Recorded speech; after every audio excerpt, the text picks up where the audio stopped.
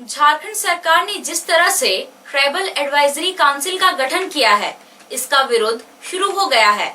आदिवासी हो समाज महासभा, युवा महासभा, सेवानिवृत्त संगठन ने राज्य सरकार के इस कदम को असंवैधानिक दृष्टिकोण से गलत करार दिया है। महासभा का कहना है कि 5वीं अनुसूची में दिए गए प्रावधान के अनुसार टीएसी का गठन नहीं किया गया है। महासभा का कहना है कि राज्यपाल को राज्य सरकार द्वारा तैयार नियमावली के अधीन कर दिया गया है। यह पूरी तरह से असंवैधानिक है।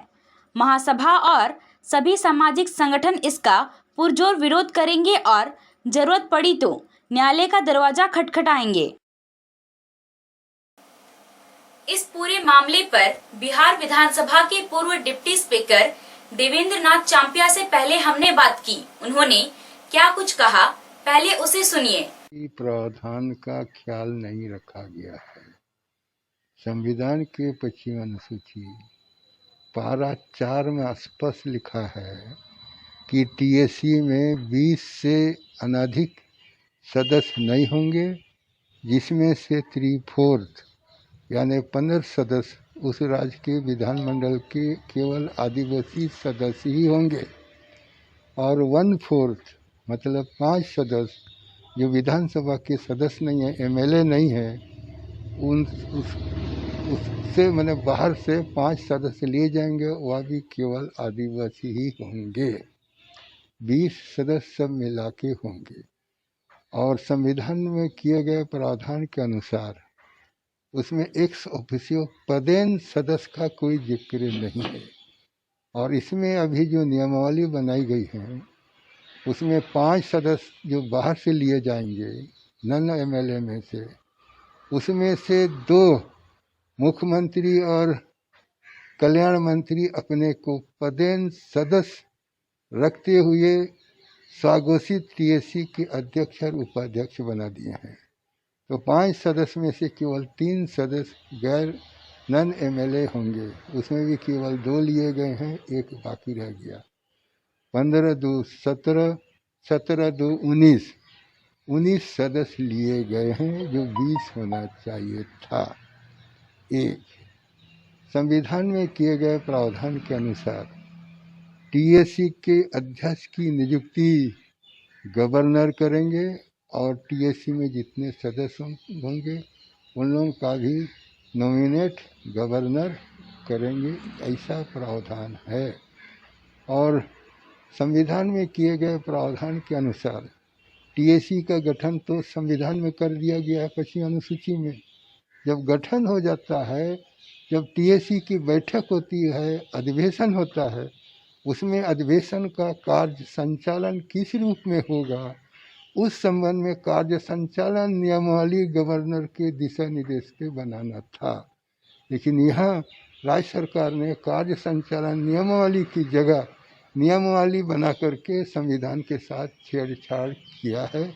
नियमावली बना करके मुख्यमंत्री और कल्याण मंत्री अपने को पदेन सदस्य बना करके अध्यक्ष और उपाध्यक्ष स्वाघोषित कर दिए हैं। गवर्नर ने उसको नियुक्त नहीं किया है। तो इस आधार पर ये असंवैधानिक है। और एक संविधान की ओर से हुआ, संविधान में किया गया। जैसा माना जाता है कि अगर राज्यपाल गठन करती हैं तो वो काउंसिल होता है, और मुख्यमंत्री के स्तर पे तो काउंसिल का गठन नहीं किया सकता है, समिति ही बना सकते हैं मुख्यमंत्री। हाँ, तो ये तो टीएसी बोला जा रहा है, ट्राइबल एडवाइजरी काउंसिल। नाम तो दिया गया काउंसिल का ही, कमेटी का नाम तो नहीं दिया गया है। इसीलिए ये गलत हुआ है, संविधान के साथ छेड़छाड़। तो राज्यपाल भी तो कुछ नहीं बोल रही, कोई हस्तक्षेप नहीं कर रही हैं। हाँ, ये बात भी है। ये भी अपने आप में आश्चर्यजनक है। तो यह हमारा कहने का मतलब राज्य सरकार को नियमावली की जगह पर नियमावली बनाना था। जब भी टीएसी की बैठक होगी, उस बैठक का कैसे संचालन होगा, इस संबंध में नियम बनाना था। ये तो नियमावली बना करके संविधान के साथ छेड़छाड़ किया है, इसीलिए संविधान के खिलाफ है। तो अब आगे क्या करने की तैयारी है, क्या सोचते हैं आप लोग, कैसे आखिर सरकार को रोकना तो होगा? देखिए, इसीलिए ये और भी हम लोग गलत मानते हैं ये आदिवासी हित में नहीं है। क्यों? ये समता जजमेंट में सुप्रीम कोर्ट भी ये अपना फैसला में दिया है। यदि मुख्यमंत्री बनने के बाद राज्य का मुख्यमंत्री अपने को स्वघोषित अध्यक्ष बना देंगे टीएसी का, तो टीएसी ट्राइबल असेंबली के रूप में काम नहीं करेगा, बल्कि कैबिनेट के सब कमेटी के रूप में काम करेगा। और यह कैबिनेट द्वारा जो भी फैसला होगा उसको हूबहू डिटो कर देगा टीएसी। ये ट्राइबल हित में नहीं होगा, ये सुप्रीम कोर्ट का फैसला में भी कहा गया है। तो क्या हेमंत सरकार आदिवासी विरोधी है? अब इस दृष्टिकोण से देखा जाए तो आदिवासी विरोधी है। जब वो 25वीं अनुसूची में स्पष्ट किया गया है कि टीएसी उन्हीं मुद्दों पर विचार करेगा जो मुद्दा गवर्नर द्वारा टीएसी को रेफर किया जाएगा। अब हाल ही में देख लीजिए CNT-SPT एक्ट में संशोधन हुआ है।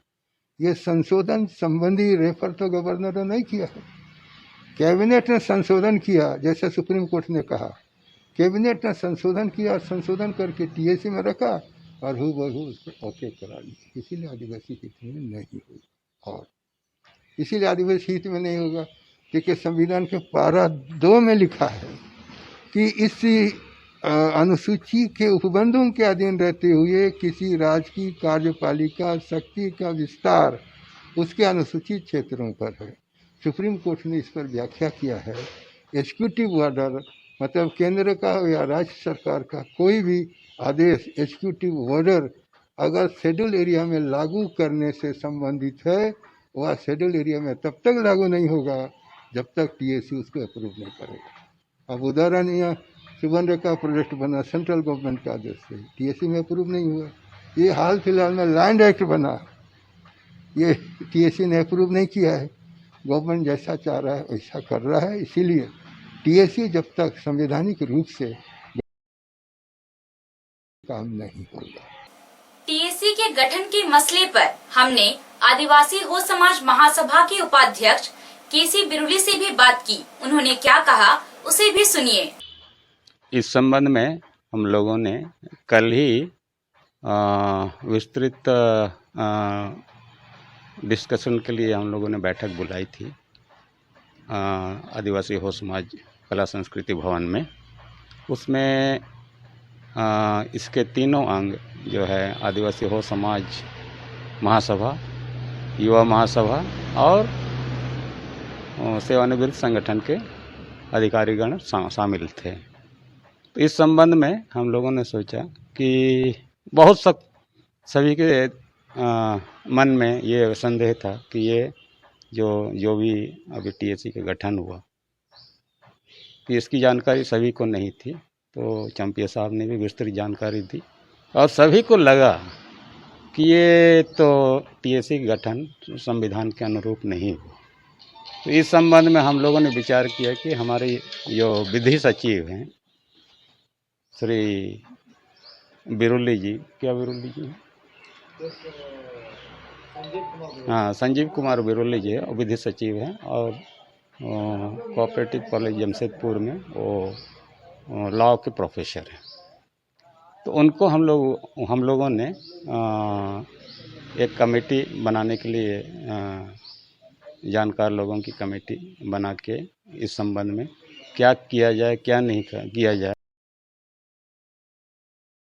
कहा है। और उसके बाद वो जो रिपोर्ट देंगे उसके अनुसार ही हो समाज महासभा आगे की कार्रवाई करेगी। क्या कोर्ट जा सकते हैं अगर सरकार नहीं मानती है? वो इस कमेटी में हम लोगों ने एक सुझाव भी रखा है कि एक वकील को भी रखा जाए ताकि माने कोर्ट में जाना है कि नहीं जाना है, किस तरीके से हम लोग इसका विरोध कर सकते हैं, इस पर भी विचार रखा गया है। क्योंकि राज्यपाल का विशेषाधिकार है और वो अभी तक चुप है, कुछ नहीं बोल। क्या लगता है क्यों ऐसा हो पा रहा है? इस संबंध में तो आप लोगों ने पेपर वगैरह में पढ़ा है कहे कि अभी जो पॉलिटिकल स्टेटमेंट है बीजेपी अपोजिशन तो अपोज कर ही रही है, तो अपोजिशन का काम तो विरोध करना है। लेकिन अभी जो सरकार बोल रही है कि भाई छत्तीसगढ़ में जहां आपकी सरकार थी बीजेपी सरकार जी के साथ, वहां पर भी यही काम हुआ था तो यही काम हुआ था, तो वहाँ क्यों मैंने संविधान विरोधी काम नहीं हुआ, और यहाँ जब कर रहे हैं आदिवासी लोगों के बीच में, तो रह कि ये कैसे संविधान। नहीं तो इस पे राज्यपाल को तो हस्तक्षेप करना चाहिए था कि सरकार ऐसे नहीं कर सकती, अवश्य। क्योंकि उनके विशेषाधिकार का जो अभी की जानकारी के अनुसार, जैसे अभी नॉमिनेट करके हेमंत सरकार ने जो सदस्यों को नाम दिए थे, उसमें गवर्नर की ओर से 2 बार फाइल लौटा दिया गया। अभी किस लिए लौटाया गया ये तो स्पष्ट नहीं है, लेकिन जो सुनी सुनाई बात है कि उसमें कुछ फेरबदल जो बीजेपी विधायक लोगों की संख्या बढ़ाने के संबंध में था या क्या संबंध में, ये स्पष्ट नहीं है। तो राज्यपाल को अवश्य अपना स्टेटमेंट देना चाहिए, पब्लिक को जानकारी देना चाहिए कि ये सही तरीके से काम हुआ कि नहीं हुआ, उनके अधिकार क्षेत्र का हनन हुआ। आदिवासी हो समाज महासभा क्या राज्यपाल से इस मामले को लेकर मिलने का विचार रख रहा है क्या? जरूर इस संबंध में हम लोग जरूर मिलेंगे। अभी जो एक्सपर्ट कमेटी का जो फाइनल डिसीजन आएगा, उसके बाद ही हम लोग आगे की कार्रवाई करने का सोच रहे हैं।